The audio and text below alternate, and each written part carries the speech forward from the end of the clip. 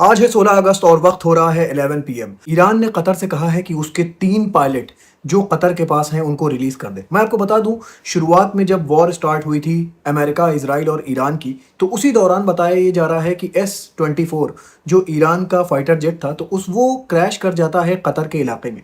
और लगभग 3 fighter jet के जो पायलट होते हैं वो कतर के पास हैं, ऐसा कहना है ईरान का। ईरान ने अभी 2 दिन पहले कतर से कहा था कि जो उनके पायलट कतर ने कैप्चर कर रखे हैं वो वापस कर दे। लेकिन आज कतर का बयान आ गया है। कतर ने कहा है कि हमारे पास ईरान के कोई भी पायलट नहीं है, हमने ईरान के कोई भी पायलट कैप्चर नहीं करे हैं। लेकिन ईरान का कहना है कि हमारे Su-24 फाइटर जेट जब इसराइल और अमेरिका के दौरान वॉर हो रही थी तो वो क्रैश करे थे कतर के एरिया में, और वो जो पायलट उसमें मौजूद थे वो सेफ थे, सेफली उन्होंने इजेक्ट किया था और उनको बाद में कतर ने कैप्चर कर लिया। लेकिन कतर इस बात को पूरी तरह से डिनाई कर रहा है। देखिए इसमें आगे क्या होता है। अब मैं आपको बता दूं, ईरान के फॉरेन डिप्टी मिनिस्टर का बयान आया है।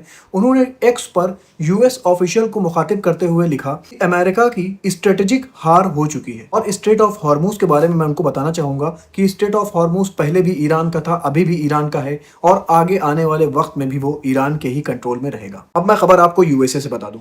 दोस्तों, यूएसए के जर्नलिस्ट आजकल डोनाल्ड ट्रंप से नाराज चल रहे हैं। आप जानते हैं कि जो भी प्रेसिडेंट अगर कोई दूसरी कंट्री में ट्रैवल करता है तो उसके साथ उस मुल्क के कुछ जर्नलिस्ट भी ट्रैवल करते हैं।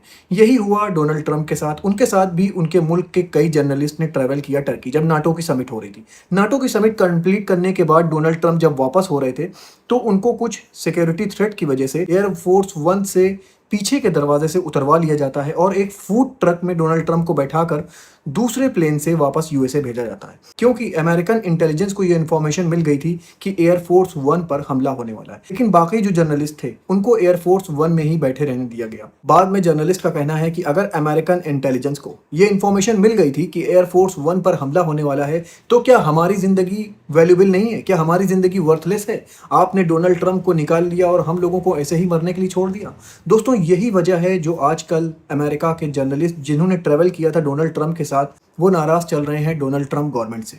अब दोस्तों, एक बहुत अहम खबर। अमेरिका की जो मिलिट्री यूनिट है जो मिडिल ईस्ट में डिप्लॉय है, जिसका नाम है सेंटकॉम यूनिट, उसने एक मैप पोस्ट किया है जिसमें दिखाया है वेस्ट बैंक और गाजा को इजराइल की टेरिटरी। जो आप मैप देख रहे हैं इसमें साफ दिखाया गया है गाजा और वेस्ट बैंक को भी इजराइल की टेरिटरी। लेकिन एक तरफ डोनाल्ड ट्रंप कह रहे हैं कि वेस्ट बैंक में जो इजराइल कर रहा है उसे फौरन रोकना चाहिए, और दूसरी तरफ सेंटकॉम यूनिट जो है वो एक मैप जारी करती है जिसमें गाजा और वेस्ट बैंक के इलाकों को इजराइल का हिस्सा दिखाया जाता है। आपको खबर इजराइल से बता दूं, इजराइल के सिक्योरिटी मिनिस्टर हैं इतमार बेन-ग्विर। आज उन्होंने एक पॉडकास्ट के दौरान कहा कि जल्द से जल्द इंशाअल्लाह हम लोग पूरा गाजा कैप्चर कर लेंगे और गाजा के अंदर हम लोग इनकरेज करेंगे कि जो हमारे लोग हैं वो ज़्यादा से ज़्यादा गाजा के अंदर आएँ और गाजा के अंदर अपना सेटलमेंट करें, और जल्द से जल्द ये चीज़ हम लोग करेंगे। ऐसा कहना है इजराइल के सिक्योरिटी मिनिस्टर इतमार बेन-ग्विर का।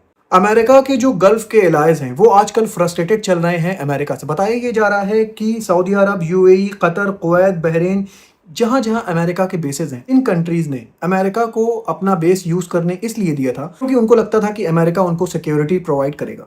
लेकिन अभी आपने देखा ईरान की वॉर में क्या हुआ। अमेरिका खुद अपनी सिक्योरिटी नहीं कर पा रहा था। ईरान के ज्यादातर मिसाइल अमेरिका के बेसिस पर जाकर गिर रहे थे। बताया ये जा रहा है कि ये जो गल्फ के एलाइज हैं ये एक नया अल्टरनेटिव ढूंढ रहे हैं, अमेरिका के अलावा अल्टरनेटिव ढूंढ रहे हैं। तो दोस्तों, क्या वो अल्टरनेटिव ईरान हो सकता है? क्योंकि कल मैंने आपको रिपोर्ट बताया था यूएई का जो बोइंग जेट है वो 2 बार तेहरान और खार्ग आइलैंड जाता है, और बहुत से लोगों ने कहा है कि उसमें कुछ पैसे थे, गोल्ड बार्स थे।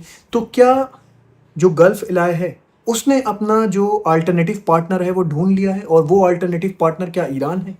ये तो देखने वाली बात होगी। खबर आपको यमन के हुतीज और सऊदी अरब की बता दूं। दोस्तों, यमन के हुतीज की अपनी गवर्नमेंट के साथ भी क्लैशेस चल रहे हैं। इसी के तहत बताया ये जा रहा है कि यमन के हुतीज ने लगभग 6 बैलिस्टिक मिसाइल से हमला किया। गवर्नमेंट हेल्ड पोर्ट है जिसका नाम है मोका पोर्ट, उसके ऊपर बताया जा रहा है कि बैलिस्टिक मिसाइल से हमला किया जिसमें 7 लोगों के मारे जाने की खबर है। मैं आपको बता दूं, ये जो मोका पोर्ट है ये रेड सी का कोस्टल एरिया है। 1 घंटे पहले की खबर है कि यमन के हुतीज के ऊपर भी एक बड़ा हमला किया गया है जिसमें कई यमन के हुतीज के मारे जाने की खबर है। मैं आपको बता दूं, अब यमन के हुतीज के ऊपर भी बड़े हमले कर रहा है सऊदी अरब, और जो यमन की गवर्नमेंट है दोनों एक जॉइंट ऑपरेशन चला रही है जिसमें बताया ये जा रहा है कि टारगेट करा जा रहा है हूतीस के जो इलाके हैं रेड सी के करीब, उनको टारगेट करा जा रहा है। देखिए दोस्तों, इसमें क्या होता है, ये जंग अब बढ़ती जा रही है और हो सकता है कि ये पूरे यमन में धीरे धीरे फैल जाए। मैं खबर आपको रशिया और यूक्रेन की बता दूं। दोस्तों, यूक्रेन लगातार वाइल्ड बेरीज के जो लॉजिस्टिक हैं, जो उनके वेयर हाउसेज हैं, उनको टारगेट कर रहा है और रशिया को ज्यादा से ज्यादा इकोनॉमिकल लॉस पहुंचा रहा है। इसी के चलते कल भी यूक्रेन ने ड्रोन अटैक किया वाइल्ड बेरीज के जो वेयर हाउसेज हैं उनके ऊपर, जिसमें बताया जा रहा है कि रशिया को काफी ज्यादा नुकसान हुआ है। दोस्तों, ऐसे ही खबरें लेकर मैं आपके पास आता रहूंगा। अपना बहुत ख्याल रखिए और मुझे भी अपनी दुआओं में याद रखिए।